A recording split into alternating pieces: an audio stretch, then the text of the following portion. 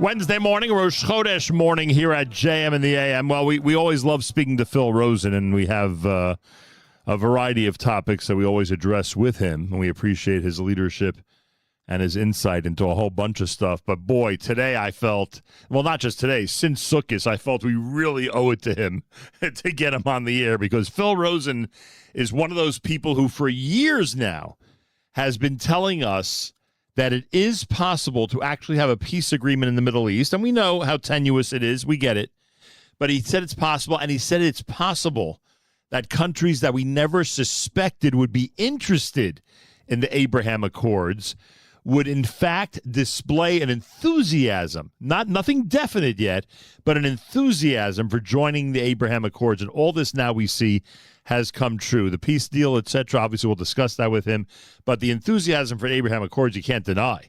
I mean, countries we never suspected would ever be interested in something like that, an agreement including Israel, an agreement that included Israel. Those countries are now displaying, as I said, unusual enthusiasm. He is the chairman of the World Jewish Congress. He is vice chair of the Republican Jewish Coalition, of course, a board member at his beloved Yeshiva University. Phil Rosen with us live via telephone. A pleasure to welcome you back to JM in the AM. Thank you so much, Nachum. It's always a pleasure to be here, and I love what you do for the Jewish people with your show. It's amazing, and it's been a nice, long period of time. It should continue. Ad Mea V'Esrim. Amen. I appreciate that, Phil, very, very much. Well, today you could breathe a sigh of relief. There's no pressure on Phil Rosen today. Every time you came on and said, I am telling you that countries like Saudi Arabia, I'm just using an example, will be aggressively trying to pursue inclusion in the Abraham Accords. Every time I said, oh boy, is he going out on a limb? Is he going to pay for this comment? And Phil, look what's going on. It's pretty amazing. And we'll talk more about this, obviously, in this conversation. But I must start with, what was it like sitting in the Knesset as both the Prime Minister and the President of the United States of America addressed the Knesset on Hoshana Rabbah? It was mind-boggling. It really, my father was in late success when the UN voted for the state of Israel. That was the location. Right. He happened to be able to get a ticket, and he went there, and he told me that it was life-changing. I think that for me, this was very similar. I was at the signing of the Abraham Accords. Right. And I think this exceeded that in many respects. It was really beautiful to hear the President Trump talk about the need to make peace in the Middle East among not just Israel and its neighbors, but the entire Middle East. And it's something very special. I was his lawyer for a long time, and I appreciate very much the fact that he's doing so much for America and for the state of Israel. It's really very special. The fact that the people doing it are people I know for a very long time, Jared Kushner and Steve Witkoff, and even more important, Ron Dermer, who was one of the architects of this whole plan. I think it's, shepping nachas, as you would say. A lot of people like to use the word surreal in situations like this. Did it seem somewhat of an out-of-body experience sitting there? Were you saying to yourself, I just cannot believe that I am sitting at this event and that this is actually happening in front of me? It really did. I looked around, and I've been to the Knesset before. I was there actually when President Bush visited and spoke to the Knesset. But I watched the faces of the people from right to left. Everyone was mesmerized by President Trump's, love. Right. And it was great to see. It's something very, very special. And as you say, surreal. Did he overdo the pardon section of his speech? That was just hilarious. Did he drive Miriam Adelson a little too crazy? What do you think? No, I think she loved it. I think she really did. She's a good friend, and I'm pretty sure she loved it. But I think, listen, he's a very, he's got a great sense of humor. Yeah. And I think he took the opportunity with Bibi and Bougie Herzog to throw a little line in there. And who knows? Maybe he's generated some good publicity as far as Bibi's concerned. I think the beauty of the Knesset outing, as opposed to the rallies in the streets, is that people do recognize how much Bibi has done for the state of Israel. I think putting aside October 7th, which is a whole different issue, but taking a look at the last 5 months and seeing all the amazing accomplishments of the IDF and its leadership, and the government and its leadership, it's pretty mesmerizing, to have all of these enemies that have tried to kill you, all of these Iran and its allies, having all of them be in a place where we could breathe easier, as you said before. Yeah. And it's important. It's important for us, for our children, and for our grandchildren. Phil Rosen with us live via telephone. The primary example you always have used in the last 2-3 years when it came to Abraham Accords, countries that would be willing to sit down with Israel. I mean, everyone listening knows what I mean. Your prime example was always Saudi Arabia. You had a personal relationship with people there. You felt you were helping to make progress in that whole area there. Is that still the prime target? Is that still the number one on your list? And what other countries would you include? No, I think, listen, Saudi Arabia is the kingdom, as the crown prince reminds everyone that he meets with. They're not just another country. They're the kingdom. They have the largest, Muslim population, or second largest Muslim population, but they're the place where all the holy sites in Islam exist. Right. And people look up to them. The fact is, the other countries were wonderful, and it's great achievement. But I think Saudi Arabia is going to be the big one, and it's going to teach the Arab world that you need to make peace with Israel and take advantage of the opportunities with Israel as a partner. And if they are, in fact they are leaning toward this, and for the moment we're assuming they are, is it a real stretch when the president includes Iran on that list? Is that completely impossible to believe that they would actually be interested in some type of agreement that included Israel? So what has to take place before there's any reaching out to Iran is there has to be a change in the government. That doesn't exist in Saudi Arabia. You don't need to have that step. Right. But if Iran is concerned, it's not an immediate, because the current government in Iran is not willing to do it. The people may be. The fact is that I grew up in Great Neck, Long Island, where the Iranian population in the 90s became, and afterwards became, something very, very special. All of them were people who moved from Iran when the clerics took over the government. They all were very loyal to the Shah, but they felt that obviously they had no opportunity to stay. That could come back. I see that Reza Pahlavi, the Shah's son, is getting a lot of press nowadays that he wants to lead the revolution. He wants to be part of it. And so that's a possibility. But I put that in the back burner. Right. Right now, the countries that want to achieve peace are probably Saudi Arabia, Indonesia, and some of the other countries, maybe even Syria.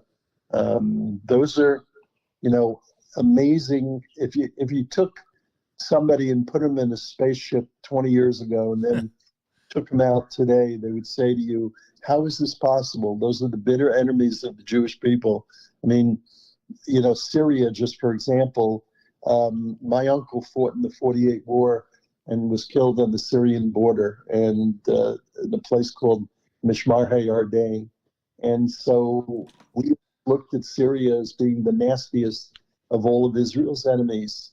The fact that today you might have a possibility of having a relationship and maybe even peace, that's something very special. And I think both governments, the Israeli government and the U.S. government, deserve an enormous amount of credit for this. And, they'll go down in history as having pushed this as well. Oh, 100% agree with that. Phil Rosen with us live via telephone. Finally, we as casual observers do have an opinion or two regarding Hamas and their sincerity when they're involved in a peace agreement. I'm not worried about the Israeli side, frankly, and I'm certainly not worried at the moment about the U.S. Pressuring Israel unfairly. I don't think at the moment we need to worry about that. I hope I'm right. But you know what it's like. The peace agreement is historic. The president was correct. We're talking about something that hasn't been done practically in history, certainly in recent history. But we worry if the enemy has even a desire to stick to the particulars of this agreement. Is this agreement going to hold, knowing the Hamas attitude toward leadership in Gaza and their attitude toward Israel? So the key to give an answer to that question, the key is, what is the U.S. going to do? Is the U.S. going to continue, and the other foreign countries, are they going to continue to pressure the Hamas leadership and the Hamas people to stay at the table and not walk away and not do the horrible things that they did on October 7th, to do them again and again? That's the key, is other people putting pressure on them, because they're not going to do it themselves. They have an attitude that says basically they want not the land of Israel. I think that's secondary.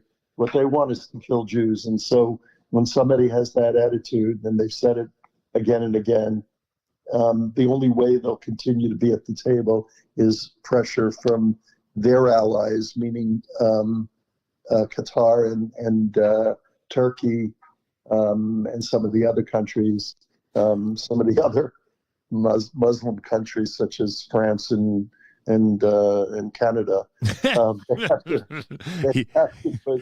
He said only slightly tongue in cheek. Right.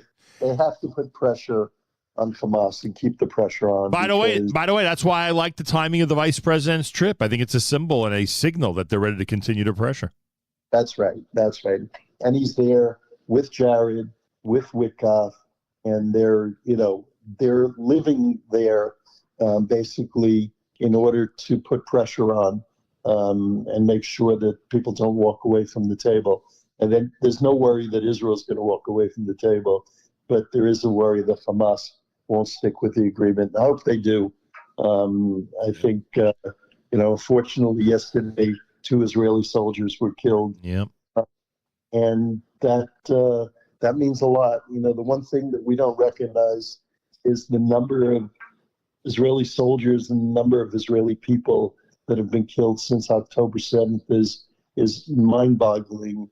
And for each of those families, each and every one of those families, we have to feel as if it's our family, and we have to cry, and we have to, say prayers that the family can recover.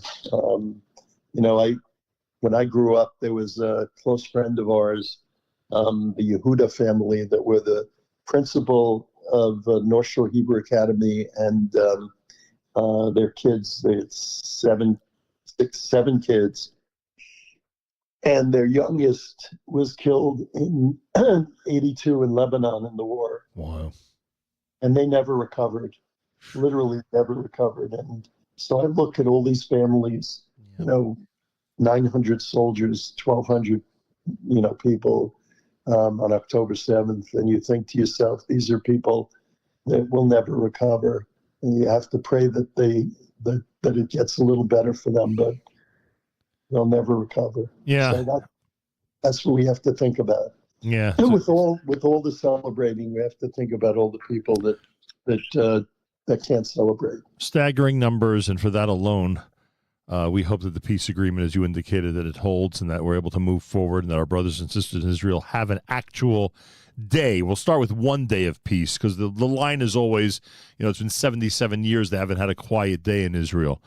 Let's start with one day and move forward, please God. with true peace, even with those who were sworn to our destruction very recently. Phil Rosen, I thank you. I take it that you had no problem going from the Knesset back home with all the road closures on that Hoshana Rabbah to make it back on time for Shmini Atzeres? It was amazing. We walked. We thought we were going to have to walk 2 miles to where taxis would be available. But I met somebody along the way who happens to be on the board of the World Jewish Congress, and he had a car parked there, and he gave us a lift, which was amazing. So, a day of miracles, huh? Yeah. Nachum, you didn't ask me about the YU basketball team.